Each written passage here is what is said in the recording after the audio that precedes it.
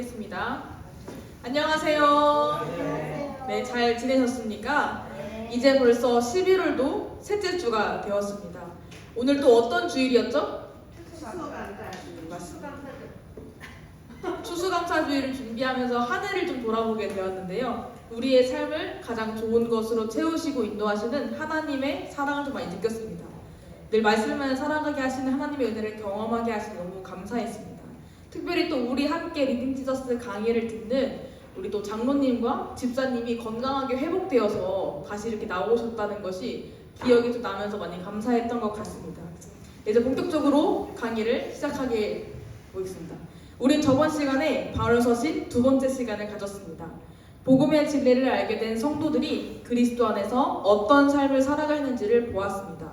오늘은 바울서신의 세 번째 시간으로 바울서신을 공부하는 마지막 시간입니다. 오늘은 사도 바울이 서신서에서 다룬 여러 문제들 가운데에서 성도와 그리스도와의 연합과 예수 그리스도의 재림을 살펴본 후에 바른 경건과 성령으로 행하는 삶이 무엇인지 살펴보도록 하겠습니다.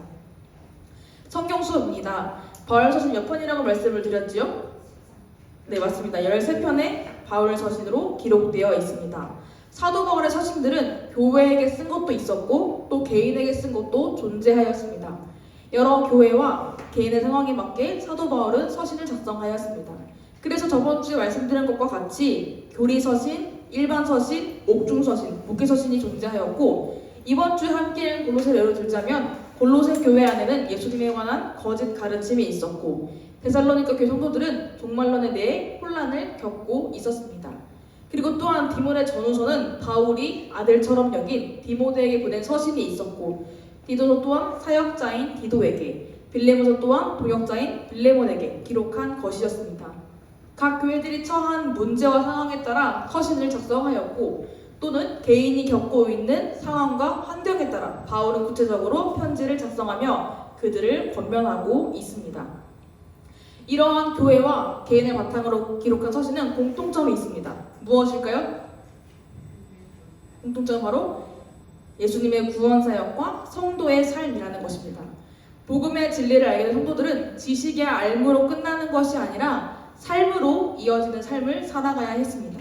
따라서 로마서부터 빌레몬서까지 이르는 13편의 서신들은 예수 그리스도의 구원사역으로부터 시작하여 성도의 삶으로 이어진다는 것입니다. 바울은 비록 예수님과 함께 살았던 사람은 아니었지만 예수님이 그에게 찾아오셨습니다. 따라서 예수님을 진정으로 알게 된 그는 예수님의 가르침을 전하며 살아갑니다. 이와 같이 복음과 삶은 연결이 되는 것입니다. 저번 시간은 복음과 삶의 연결을 보았는데요. 오늘은 복음의 진리 중에서 예수님과 연결되는 연합, 재림, 경건, 성령 등 중요한 삶의 원리를 가르친다는 것을 기억하며 바울서신의 주제를 살펴보도록 하겠습니다. 첫 번째, 그리스도와 연합입니다. 성도는 어떤 존재일까요? 예수 그리스도와 연합한 존재입니다. 로마서 6장 3절 이렇게 말하고 있습니다. 함께 읽겠습니다. 무릇 그리스도 예수와 합하여 세례를 받은 우리는 그의 죽으심과 합하여 세례를 받은 줄을 알지 못하느냐. 그러므로 우리가 그의 죽으심과 합하여 세례를 받음으로 그와 함께 장사되었나니 이는 아버지의 영광으로 말미암아 그리스도를 죽은 자 가운데서 살리심과 같이 우리로 또한 새 생명 가운데서 행하게 하려 함이라. 바로 성도는 그리스도 예수와 합하여 세례를 받은 존재입니다. 바울은 이렇게 그리스도와 연합 개념을 서신서 여러 곳에서 다양하게 설명하고 있습니다. 먼저 우린 여기 사용되는 그리스도 안에서라는 말에 주목을 해야 합니다. 바울서신 몇 개라 구성되어 있다고 했죠? 13편입니다. 개역개정을 기준으로 디도서를 제외하고 12편 서신에 그리스도 안에서라는 단어를 사용하고 있습니다. 또한 바울서신뿐만 아니라 예수님은 공생의 사역 당시에 예수님과 우리의 연합, 예수님과 우리의 관계를 설명하는데요. 특별히 요한복음에는 나는 무엇이라 라고 말씀하시는데 이 중에서 특별히 선한 목자이신 예수님과 포도나무이신 예수님이 있습니다. 이 외에도 요한복음은 예수님과 우리와의 연합이 잘 드러납니다. 바로 예수님과 우리의 연합은 바울이 새롭게 만드는 논리가 아니라 예수님이 말씀하시고 가르치신 내용이라는 것입니다. 그렇다면 이것은 어떤 의미를 가지고 있을까요? 첫 번째는 무엇일까요? 그리스도께서 행하신 일을 통해서 얻게 되는 구원, 그리고 두 번째는 그리스도와 연합되어 있는 상태를 의미하고 있습니다. 첫 번째, 그리스도 안에서 행하신 일을 통해 얻게 되는 구원이라는 것은 어떤 의미를 가지고 있을까요? 이것은 골로새서 1장 10절의 말씀과 연결될 수 있습니다. 함께 읽겠습니다. 그 아들 안에서 우리가 속량 곧 죄사함을 얻었도다 라고 기록되어 있습니다. 이것은 그리스도께서 우리의 구속자라는 것을 의미하고 있습니다. 그렇다면 구속은 무엇일까요? 구속은 예수 그리스도께서 십자가에서 못 박혀 인류의 죄를 대속하여 구원함입니다. 예수님께서는 죄에 매여있는 사람들을 해방시키기 위하여서 십자가의 죽으심으로 우리들의 죄값을 지불하십니다. 따라서 우리는 원래 죄의 결과로 인해서 받을 수밖에 없던 형벌에서 영원한 생명으로 옮겨집니다. 하나님께서 우리의 죄를 구속하신 그 값이 우리가 감히 측량할 수가 있을까요? 측량할 수가 없습니다. 우린 이것을 기억해야 합니다. 우리의 구원의 가치가 얼마나 큰지를 우리는 기억해야 한다는 것입니다. 베드로전서 1장 18, 19절에 말하면 이렇게 말하고 있습니다. 함께 읽겠습니다. 너희가 알거니와 너희 조상이 물려준 헛된 행실에서 대속함을 받은 것은 은이나 금같이 없어질 것으로 된 것이 아니오. 오직 흠 없고 점 없는 어린 양 같은 그리스도의 보배로운 피로 된 것이라. 우리의 구속의 가치는 오직 흠 없고 점 없는 어린 양 같은 그리스도의 피로 이루어진 것입니다. 여기서 저는 이 오직이라는 단어를 보면서 너무나 감사했습니다. 그 하나로밖에 이루어질 수밖에 없는 이 구원이 우리에게 주어졌다는 사실이 너무나도 감사했습니다. 둘째로 그리스도와 연합된 상태는 무엇을 의미를 지니고 있을까요? 이것은 골로새서 2장 12절의 말씀인데요. 함께 읽겠습니다. 너희가 세례로 그리스도와 함께 장사되고 또 죽은 자들 가운데서 그를 일으키신 하나님의 역사를 믿음으로 말미암아 그 안에서 함께 일으키심을 받았느니라. 말씀을 함께 볼 수 있습니다.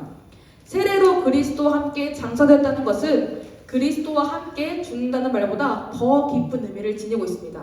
우리가 잘 알고 있는 정암 박예서 목사님은 이렇게 말씀하십니다.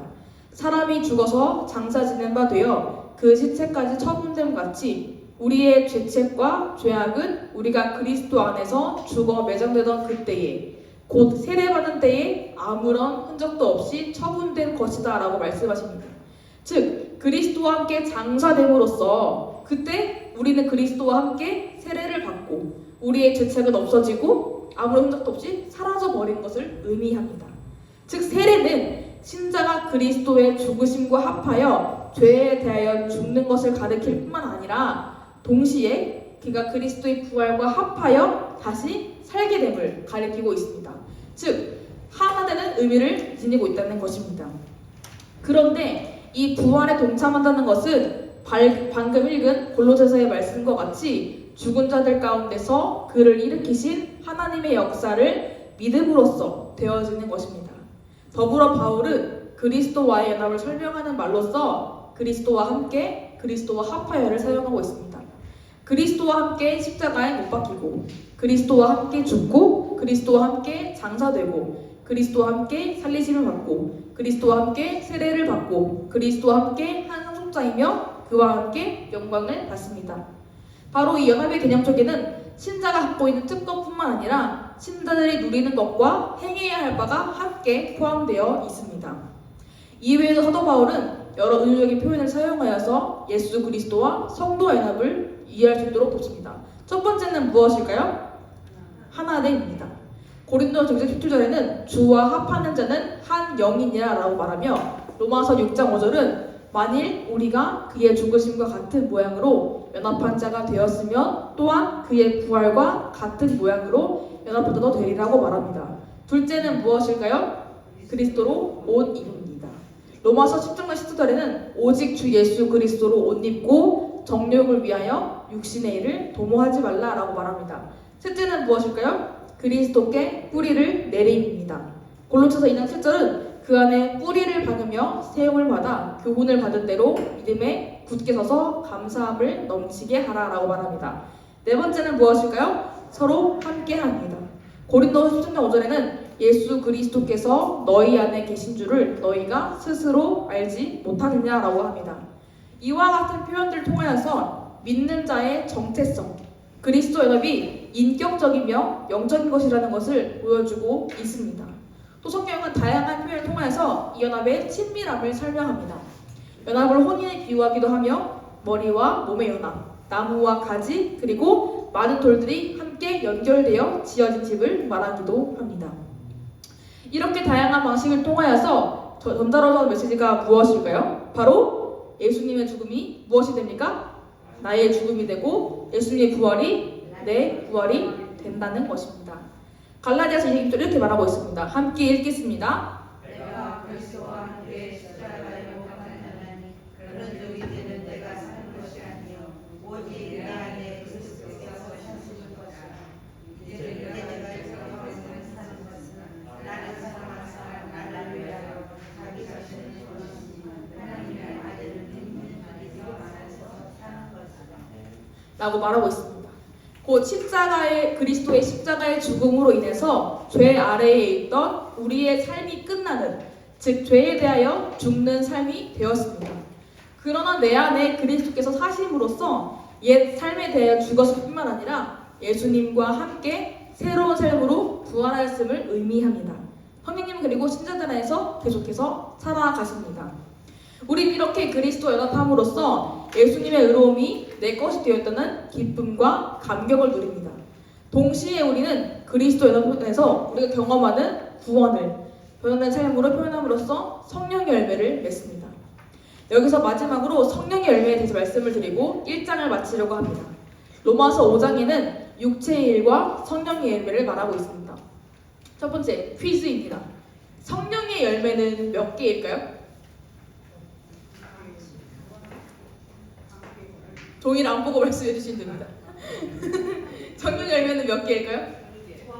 맞습니다. 1개입니다. 이 성령의 열매는 사랑이란 열매, 희락이란 열매는 개별적으로 9가지가 존재하는 것이 아니라 하나의 열매 속에 9가지의 속성이 있습니다. 이것을 어떻게 말할 수 있냐면 바로 이 열매란 언어의 헬라어 카프로스를 볼 수 있습니다. 여기 단어가 바로 남성 단수를 의미하기 때문입니다. 성령의 열매가 무엇인지 함께 갈라디아서 5장 21절부터 23절을 함께 읽겠습니다. 오직 성령의 열매는 사랑과 희락과 화평과 오래 참음과 자비와 양성과 충성과 온유와 절제니 이 같은 것을 금지할 법이 없느니라. 성령의 인도하심을 따라서 성령의 능력을 힘입어 살아가는 신자들은 아주 자연스럽게 열매를 맺으면서 살아갑니다. 아주 자연스럽고도 필연적으로 열매를 맺습니다.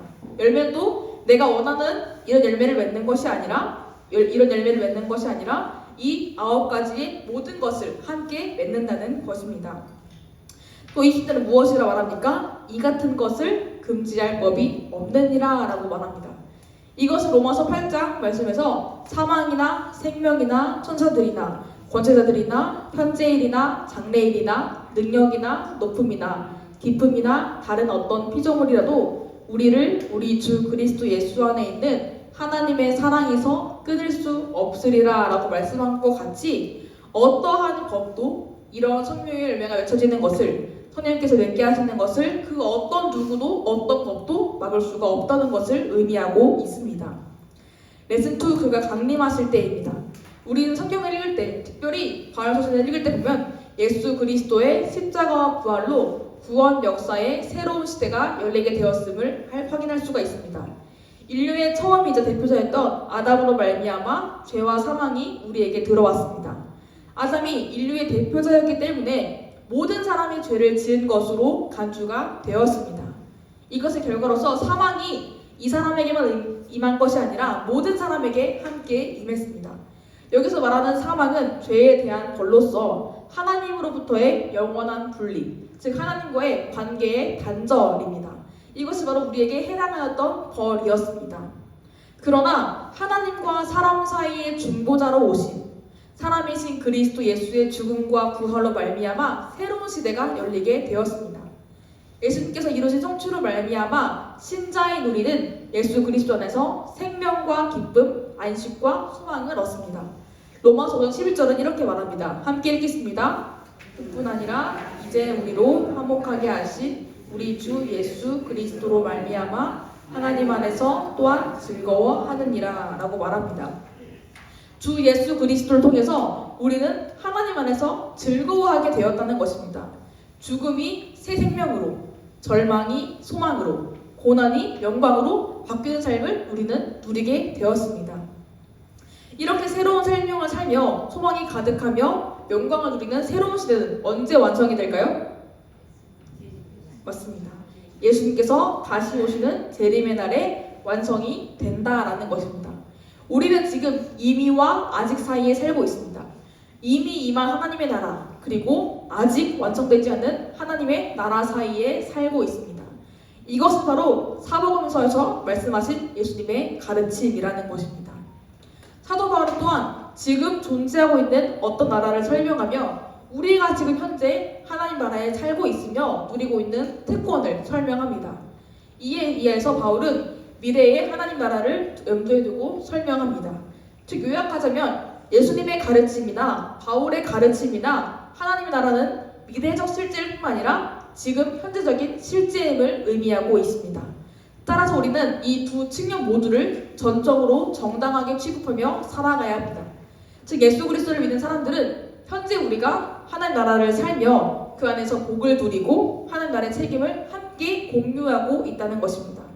하지만 이와 동시에 하나님의 나라는 현재는 잠정적이고 불완전한 상태로만 실제함을 인식하고 마지막 때에 있을 하나님 나라가 최종적인 완성을 고대해야 합니다.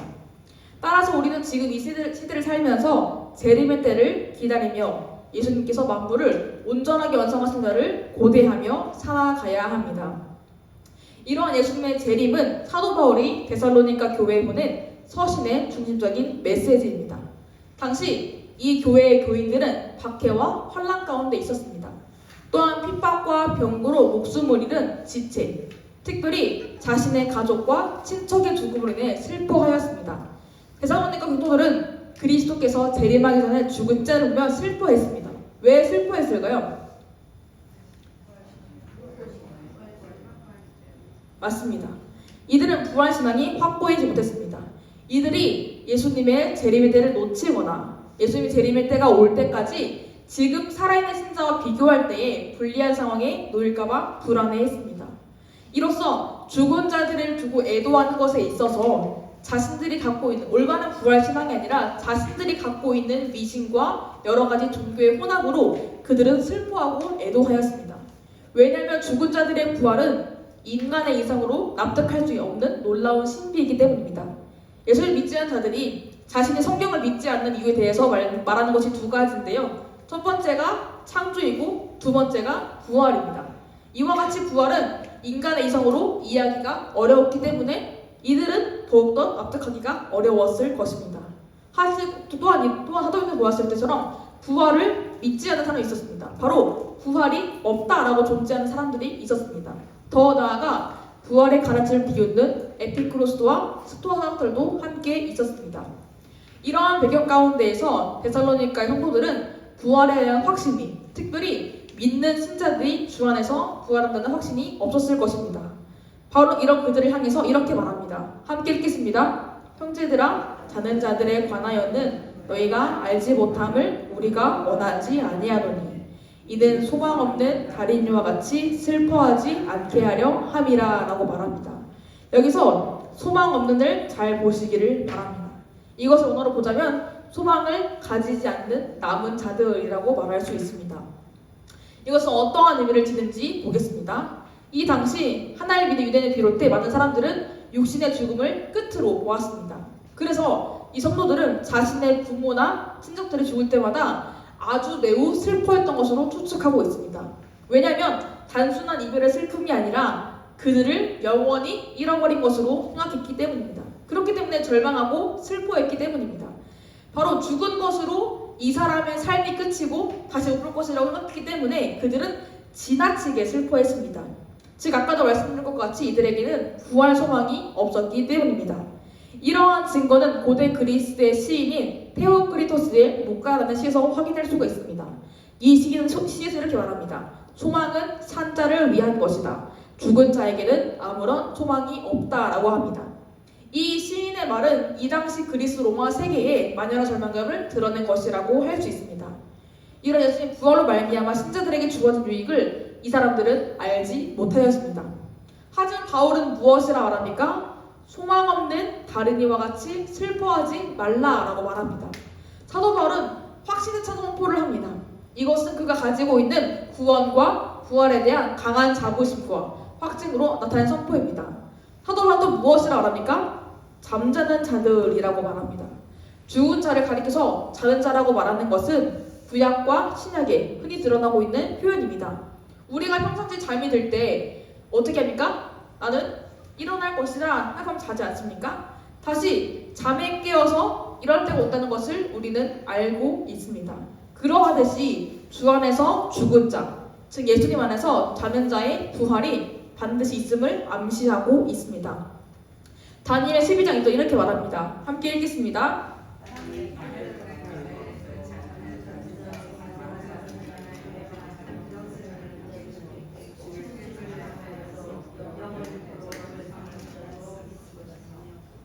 그렇습니다. 많은 사람이 자는 자 중에서 깨어나서 수치를 당한 자도 있을 것이고 영생을 얻는 자도 있을 것임을 말하고 있습니다. 또 사도 바울은 그 당시 죽은 자에 대한 정당한 슬픔은 하되 부활을 믿지 않는 자들, 어떤 사람처럼 부활을 믿지 않는 자들처럼 슬퍼하지는 말라라고 말합니다. 바로 무절제하게 과도하게 슬퍼하지는 말라라고 이야기합니다. 왜냐하면 그리스도 안에서 죽은 자들에게는 소망이 있기 때문입니다. 그들이 죽은 후에 복된 상태에 있을 거라는 소망, 장차 부활할 거라시는 소망, 그리고 그리스도께서 오실 때에 그들을 다시 볼 것이라는 소망이 있었습니다.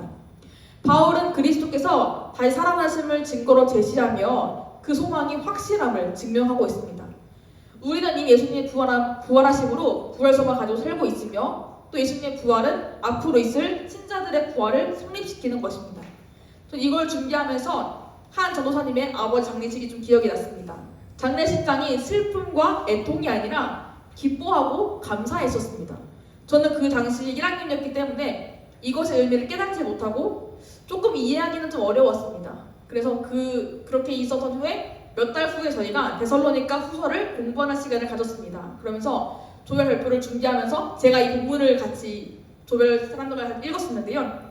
저와 함께 혹한 전도사님이 죽음을 나누다가 한 분이 이렇게 말씀해 주셨습니다. 그때 그 동기 전도사님의 장례식 분위기를 기억하냐라고 물으셨습니다. 그래서 맞다, 우리 보았다. 너무 신기하고 놀라웠다. 어떻게 장례식장이 아무도 울지도 않고 기뻐하고 감사하고 찬양할 수 있는지 이해가 안 됐다라고 말씀을 했습니다. 그러자 자기가 전한 이야기를 우리에게 말씀해 주었습니다. 그 전도사님의 아버지가 예수님을 믿었기 때문에, 그리고 우리가 죽은 후에 지금은 볼 수 없지만 앞으로 부활하신 후에 볼 수 있다는 소망이 있기 때문에, 그리고 무엇보다도 후에 부활하실 것을 믿기 때문에 우리는 아버지의 죽음에 대해서 슬프거나 두렵지 않다라는 말을 우리에게 들려주었습니다. 이 말을 듣고 저는 너무 놀랐습니다. 차마 사람들이 가지지 못하는 이 기쁨과 감사가 그 가정 안에는 있었기 때문입니다.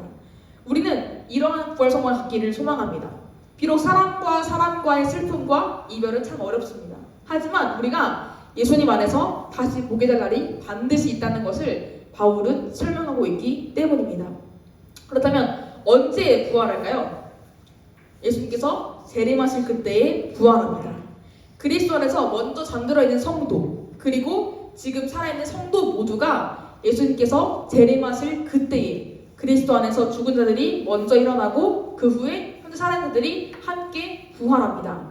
박윤성 목사님은 이 순서에 관하여서 이 두 사건은 논리적으로는 선후를 가지지만 실제로는 동시에 발생되는 것으로 생각한다라고 말씀하십니다. 데살로니가 한 10절은 이렇게 말하고 있습니다. 함께 읽겠습니다. 그 후에 우리 살아남은 자들도 그들과 함께 구름 속으로 끌어올려 공중에서 주를 영접하게 하시리니 그리하여 우리가 항상 주와 함께 있으리라 라고 말합니다. 이것을 원어 그대로 직역하면 이렇게 말합니다. 그 후에 우리 살아남은 자들이 그들과 함께 구름 안에 들려 올려질 것이다. 주님과의 만남을 향해 공중으로, 그리고 그 후에 우리가 항상 주님과 함께 있을 것이다 라고 말합니다. 따라서 데살로니가 교회의 교인들이 그리스도 안에서 먼저 잡는 사람들에 대해서 과도한 슬픔을 할 이유가 없는 것이 그들도 그리고 지금 우리들도 함께 부활하기 때문입니다. 데살로니가 5장 10절은 이렇게 말합니다. 함께 읽겠습니다. 예수께서 우리를 위하여 죽으사 우리로 하여금 깨어있든지 자든지 자기와 함께 살게 하려 하셨느니라 라고 말하고 있습니다. 즉 그리스도의 남자들에게 주어지는 것은 부활과 더불어 영생입니다. 그때부터 영원토록 어디에서나 그들이 예수님을 떠나는 일이 없게 될 것입니다. 이 날은 반드시 일어나게 됩니다. 그렇기에 신자들의 재림은 갑작스럽게 일어나는 돌연성과 신속성을 함께 가지고 있습니다. 하지만 이때와 시기는 알 수가 없기 때문에 우리 어떻게 해야 될까요? 늘 깨어 있어야 한다는 것입니다. 또 우리는 이것을 기억해야 합니다. 데살로니가 4장 8절은 그러므로 이러한 말로 서로 위로하라 라고 말하며 5장 11절은 그러므로 피차 권면하고 서로 덕을 세우기를 너희가 하는 것 같이 하라 라고 말합니다. 바로 우리는 잘못된 세상으로 두려워하는 것이 아니라 바른 부활 소망으로 서로 위로하며 힘을 얻어야 한다고 말하고 있습니다. 또한 이것뿐만 아니라 하나님 말씀으로 늘 권면하고 서로 위로를 받는 삶이 우리 안에 있어야 한다는 것입니다. 이 사람이 힘들어 보이면 말씀으로 위로하고 권면하는 것이 우리 공동체가 해야 할 일이라는 것입니다. 바울이 가르쳐준 하나님 말씀이 데살로니가 교인들에게 위로가 되었듯이 그리고 기록한 서신을 말미암아 성경을 읽는 우리가 알고 위로를 얻듯이 우리는 이렇게 말씀을 전하면서 서로 위로를 주는 삶이 되어야 한다는 것입니다. 이렇게 2장을 마치게 되었습니다. 다음 3장은 그리스도의 말씀을 따르라입니다. 바울 서신은 어디와 어디에게 쓰여진 것이라고 하였죠? 바로 교회와 개인이었습니다. 우리가 지금까지 본 서신서는 주로 교회들에게 준 서신이었다면 지금 3장은 개인에게 준 서신을 다루도록 하겠습니다. 디모데 전후서는 사도 바울이 디모데에게 보낸 편지입니다. 디모데전서 1장 2절은 이렇게 시작합니다. 믿음 안에서 참 아들 된 디모데에게 편지하노니라고 시작합니다. 사도 바울의 아들이 디모데였을까요? 아닙니다. 사도 바울은 독신이었습니다. 이처럼 사도 바울은 그저나 디모데를 아들과 같이 여겼고 바울과 디모데는 10년 넘게 같이 동역을 하며 풍성한 열매를 맺습니다. 디모데 전서는 이 동역의 시기가 끝날 즈음에 기록될 것으로 추정하고 있습니다. 따라서 이 편지는 하나의 주제가 담긴 공식적인 논문이 아닙니다. 편지의 어조와 내용은 아주 친밀하고 목회적인 내용을 담고 있습니다. 바울이 편지를 쓴 목적은 3가지로 추론할 수 있습니다. 첫 번째는 무엇일까요? 디모데가 자신감을 가지고 안정적으로 사역할 수 있게 하는 것입니다. 두 번째는 무엇일까요? 그가 소명에 따라 복음의 진리를 지키기 위하여 담대하게 싸울 수 있도록 하는 것입니다. 세 번째는 무엇일까요? 그가 공적 예배에서 단정함을 지켜내고 좋은 목회자들과 집사들을 세울 수 있도록 하는 것입니다. 즉 바울은 전반적으로 하나님의 집인 교회의 구성원들 사이에서 디모데가 거룩한 태도를 취할 수 있도록 조언과 강편을 제공하고 있습니다. 그렇기 때문에 교회 지도자가 갖추어야 할 덕목, 그리고 감독과 집사의 자격, 그리고 기도회관에 가르치며 그리스도 예수의 좋은 일꾼이 되기 위하여서 믿음의 말씀과 좋은 교훈으로 양육을 받을 것을 권면하고 있습니다. 특별히 디모데 전후서에는 무엇이 등장합니까? 바로 경건이라는 주제가 등장하고 있습니다. 개역개정을 기준으로 디모데 전서는 10절에 디모데 후서는 3절 동안 경건이라는 단어가 등장하고 있습니다. 경건은 무엇일까요? 하나님을 경외함이라는 것입니다. 이 경건의 대열은 2가지로 정리할 수 있습니다. 첫 번째는 무엇일까요? 경건의 내적인 면입니다. 바로 하나님께 대해서 거룩한 두려움과 사랑을 갖는 것입니다. 두 번째는 무엇일까요? 경건의 외적인 면입니다. 하나님에 대한 거룩한 두려움과 사랑이 동기가 되어서 흘러나오는 삶의 모든 행동과 태도라는 것입니다. 이것은 거룩한 하나님에 대한 사랑과 우리 이웃에 대한 사랑으로 나타날 수 있습니다. 이렇듯 경건은 아주 중요하고 우리 삶에 있어서 필수적인 요소이라는 것입니다. 그런데 디모데후서 3장 5절은 이렇게 말합니다. 경건의 모양은 있으나 경건의 능력은 부인하니 이 같은 자들에게서 내가 돌아서라 라고 말합니다. 이것은 어떤 의미일까요? 어떤 의미일까요? 맞습니다. 경건의 모양, 즉 겉으로 외식하는 종교인을 말하는 것입니다. 경건한 모양을 갖는 이유는 어떤 것입니까? 경건의 모양을 취함으로써 다른 사람에게 보이기 위한 것입니다. 즉 이 사람들은 무엇만 취합니까? 경건의 모양만을 취합니다. 경건의 능력을 포함하지 않고 경건의 모양만을 취한다는 것이 문제가 있습니다. 이것의 예시로 마태복음에서 드러나는 기도의 모습을 예로 들 수가 있습니다. 마태복음 6장은 외식하며 기도하는 자들이 있었습니다. 사람에게 보이기 위하여 회당과 큰 거리 어귀에 서서 기도하기를 좋아하는 사람들이 있었습니다. 즉 이들의 경건은 속임이라는 것입니다. 다른 사람들에게 내가 이만큼 경건한 사람이야 라고 드러내기 때문입니다. 따라서 이러한 자들을 피하라고 말합니다.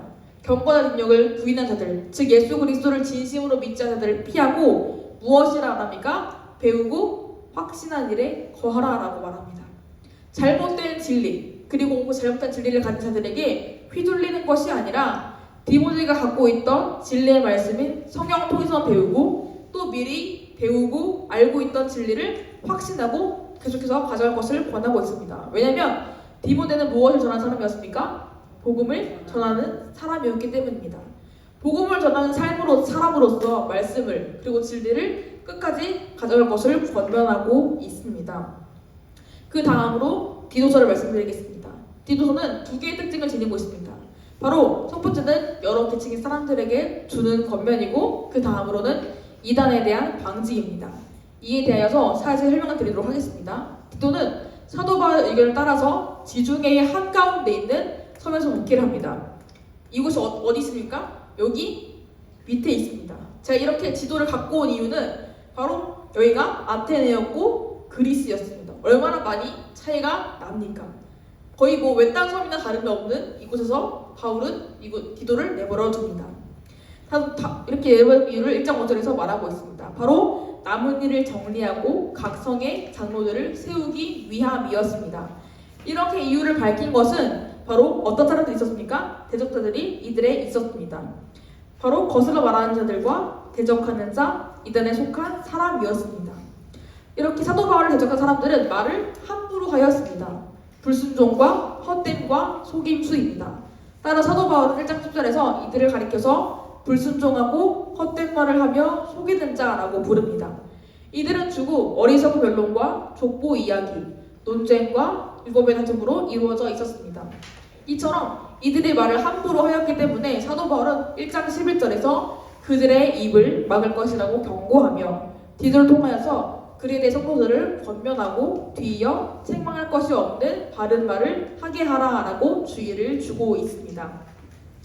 이러한 말을 한 이유는 3장에서 밝히고 있습니다. 함께 읽겠습니다.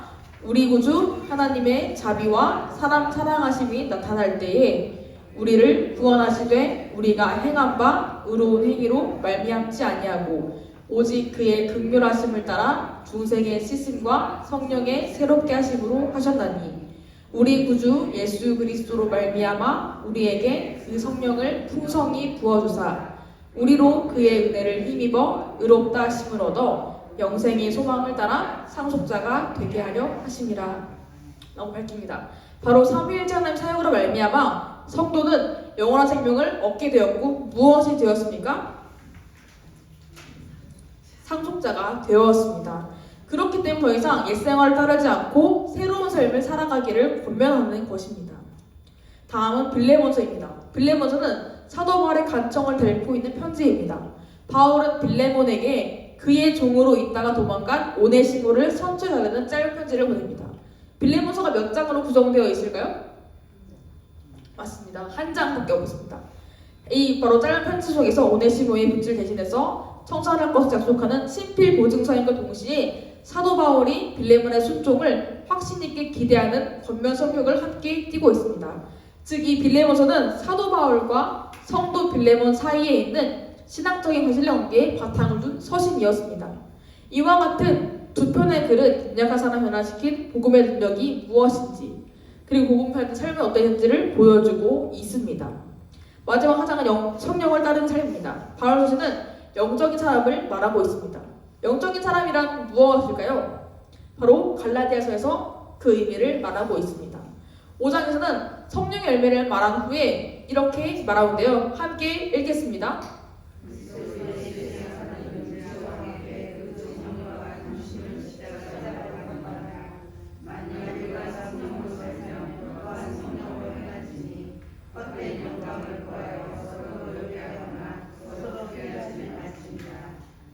라고 말합니다. 여기서 우리 존재를 두 가지로 설명합니다. 무엇일까요?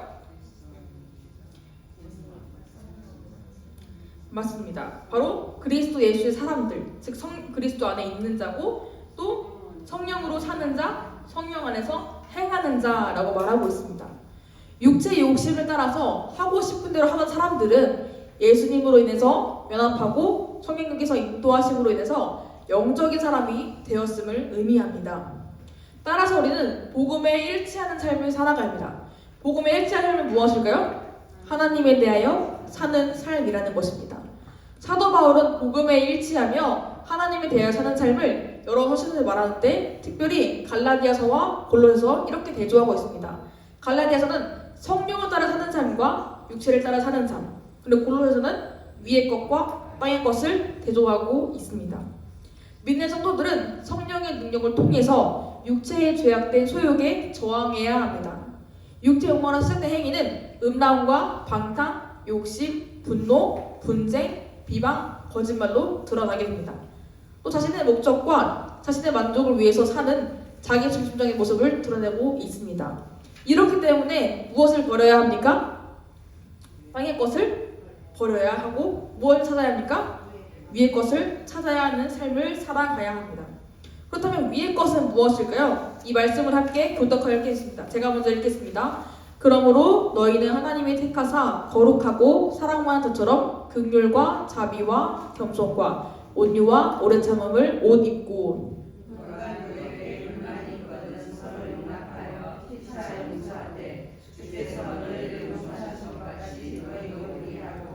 이 모든 것 위에 사랑을 더하라. 이는 온전하게 매는 띠니라. 그리스도의 평강이 너희 마음을 주장하게 하라. 너희는 평강을 위하여 흥흥으로 주시나니 너희와 감사한 자가 되라. 그리스도의 말씀이 너희 속에 풍성히 거하여 모든 지혜로 피차 가르치며 권면하고 시와 찬송과 신령한 노래를 부르며 감사하는 마음으로 하나님을 찬양하고 또 무엇을 하든지 말이나 이래나 다 주의 뜻으로 하고 그를 힘입어 하나님 아버지께 감사하라. 네, 무엇일까요? 내 생각이 아니라 긍휼, 자비, 겸손, 온유, 오래 참음, 용서, 사랑, 평강, 감사, 찬양하는 삶을 살아가는 것입니다. 전 이 말씀을 보면서 부담이 확 느껴졌습니다. 왜냐하면 내가 할 수 있는 것은 한 가지나 될까? 라고 생각을 했기 때문입니다. 하지만 우리는 이 모든 것들을 행할 수가 있습니다. 왜냐하면 하나님이 우리의 아버지이시며 예수님과 성도인 우리 연합하였으며 성령님께서 우리의 삶을 인도하시기 때문입니다. 예수님은 공생의 사역 가운데 이 모든 것, 그리고 더 이상의 본을 우리에게 보여주셨습니다. 따라서 이 복음, 그리스도 안에서 누리는 사랑과 은혜에 합당한 삶을 살아가는 우리가 되기를 소망합니다. 마지막입니다. 결론으로 오늘 바울서의 세 번째 시간으로 그리스도와의 연합, 예수님의 강림, 특별히 데살로니가전서에 드러난 종말론 사상과 개인 서신의 목적과 방향, 그리고 성령을 따른 삶이 무엇인지 함께 보았습니다. 오늘 주제 특별히 그 아들 안에서였습니다. 참된 신자들은 모두 그리스도의 소유가 됩니다. 마찬가지로 그리스도 역시 모든 참된 성도의 소유가 되십니다. 그래서 우리는 늘 주님과 교제해야 합니다. 비록 우리가 지각하거나 느끼지 못한다고 하여도 하나님과 화목하게 되었고 주 안에 있는 놀라운 복에 참여가 되는 것을 우리는 믿음으로 굳게 붙들어야 합니다. 이렇게 예수님과 연합하고 예수 그리스도를 선택해 민 자들은 하나님과 교회를 위해서 충성스럽게 책무를 수행해야 합니다. 디도서 1장 7절부터 9절은 감독, 즉 하나님의 말씀을 전하는 자가 갖추어야 할 요건이 무엇인지를 설명합니다. 말씀을 함께 읽겠습니다. 감독은 하나님의 청지기로서 책망할 것이 없고 제 고집대로 하지 아니하며 급히 분내지 아니하며 술을 즐기지 아니하며 구타하지 아니하며 더러운 이득을 탐하지 아니하며 오직 나그네를 대접하며 선행을 좋아하며 신중하며 의로우며 거룩하며 절제하며 믿은 말씀의 가르침을 그대로 지켜야 하리니 이는 능히 바른 교훈으로 권면하고 거슬러 말하는 자들을 책망하게 하려 함이라 라고 말하고 있습니다. 사도 바울은 목자들에게 무절제와 탐욕과 교만을 경계하고 공손하며 의롭고 신중하며 순결하라고 권면합니다. 하지만 이것은 목자들에게만 국한된 것이 아닙니다. 이것은 그들의 본을 받아 모든 신자들이 바른 행실과 신중함과 공의로움 그리고 거룩함과 겸손한 듯 하나님 자녀의 삶을 살아가기를 원하는 것입니다. 즉 우리가 이러한 권고가 특별한 사람을 존중하는 것이 아니라 우리 모두에게 적용됨을 의미해야 합니다. 모든 사람이 하나님의 공의로운 능력을 깨닫도록 정직하고도 올바른 생활을 해야 합니다. 요한복음 10장 너희가 서로 사랑하면 이로써 모든 사람이 너희가 내 제자인 줄 알리라 라고 말씀하신 것과 같이 세상 사람들 모두가 우리가 하나님 자녀답게 참된 거룩함이 있다고 생각할 수 있도록 우리 자신을 다스려야 합니다. 그리고 우리가 성령을 따라 사는 삶도록 늘 하나님께 기도하는 삶으로 살아가야 합니다. 우리 함께 이 마음을 가지고 주님의 뜻을 이루소서 찬양하시겠습니다. 제가 오늘 PPT를 못 갖고 와가지고 맨 마지막 장에 악보를 참고해 주시면 감사드리겠습니다.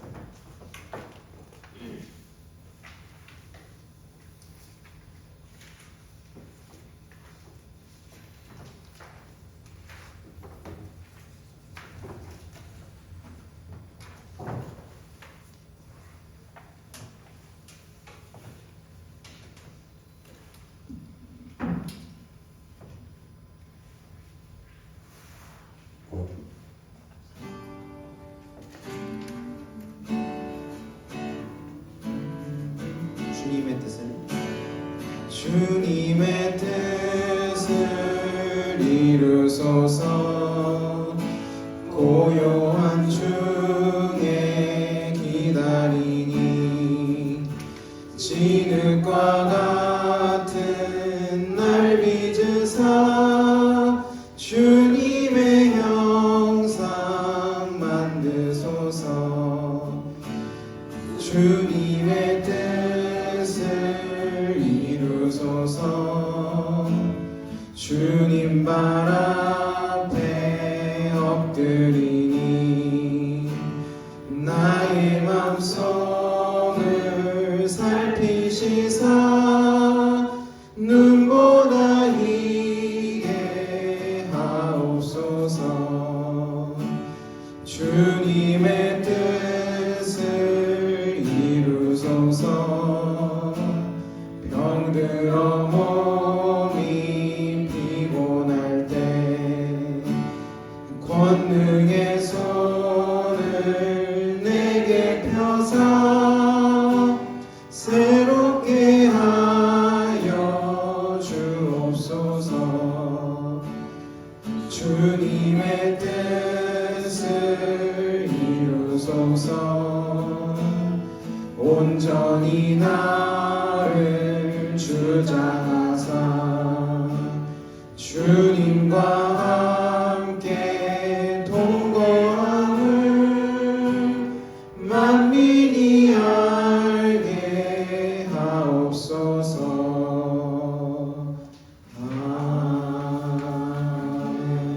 아멘. 우리의 삶 가운데 주님의 뜻을 이룬 삶이 되기를 진심으로 소망합니다. 우린 다음 주는 바이올처신 밀반서신 첫 번째로 히브리서를 함께 보도록 하겠습니다. 믿음의 주요 온전하게 하신 이를 예수를 바라보고 우리가 함께 말씀을 읽고 도전을 하면 되길 소망합니다. 기도하고 마치도록 하겠습니다. 하나님 감사합니다. 바이올처신을 이렇게 보도록 하시니 감사합니다. 예수 그리스도를 사랑하게 하시고 예수 그리스도를 행하게 하시니 은혜에 감사드립니다. 우리가 비록 부족하고 자랑할 것이 없지만 예수님께서 맺게 하신 열매로 인해서 우리가 또 한 주를 살아갑니다. 우리가 하나님과 사랑하고 또 사람들과 사랑함으로써 하나님이 참 자녀임을 알도록 도와주시고 참 거룩함과 경건을 이룰 수 있도록 하나님 인도하여 주시옵소서. 한 주 동안 말씀을 읽습니다. 말씀을 읽을 때 깨닫게 하시고 기억나게 하시는 성령님의 은혜를 의지하며 살아갈 수 있도록 늘 동행하여 주시옵소서. 예수님 이름으로 기도드립니다. 아멘. 감사합니다. 감사합니다.